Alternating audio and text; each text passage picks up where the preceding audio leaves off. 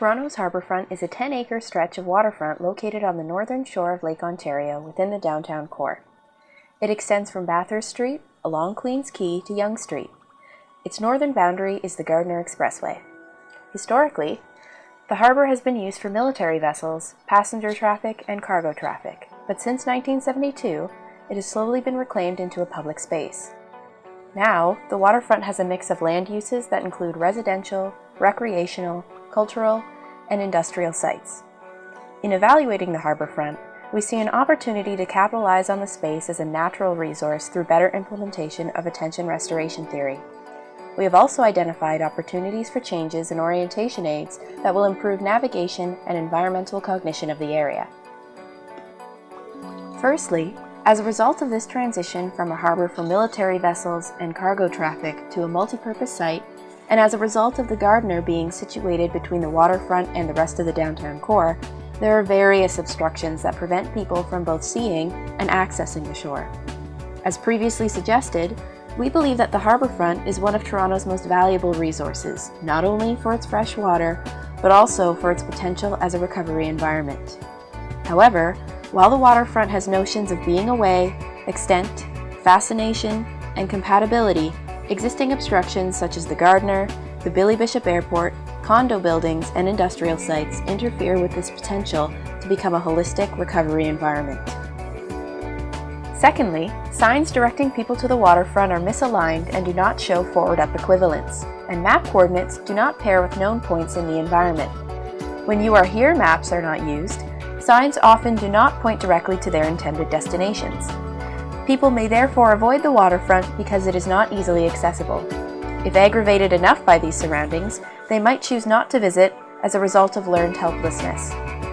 Similarly, due to construction, transit, and crowding, people may experience environmental overload and do not have the capacity to respond to peripheral cues that direct them to the water.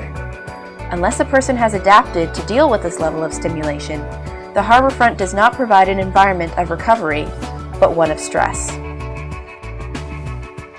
Our goal in analyzing this area is to optimize the waterfront as a recovery environment by resolving its current weaknesses.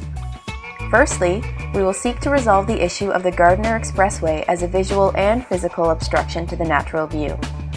This limits the harbourfront's effectiveness as a natural landscape for attention restoration theory as part of the environmental load perspective. Instead, it inhibits the value of the waterfront as a place of recovery from downtown urban surroundings and the potential for facilitating the experience of being away. Secondly, we will attempt to emphasize this experience of being away by adding greenery to the harbourfront as well as the shoreline of the Billy Bishop Toronto City Airport, which currently breaks up the natural horizon line of the water.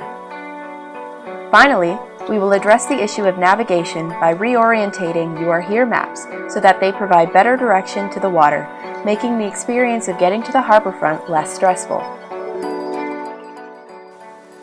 The condos along the waterfront inhibit the view of Lake Ontario. Although it would not be possible to eliminate all the condos along the harbourfront, this image demonstrates the environmental awarenesses that could be generated by a clear sightline.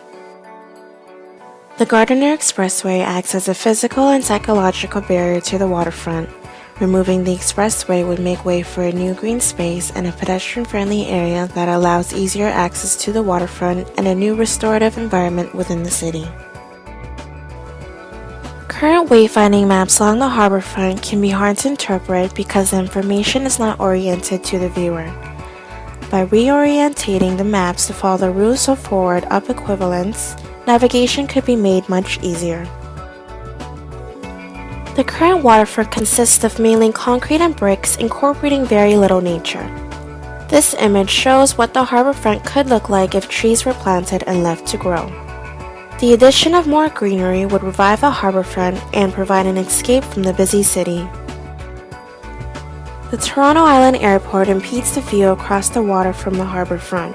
In our opinion, this sightline could be greatly improved by creating a natural barrier between the airport and the viewer, or by removing the airport altogether.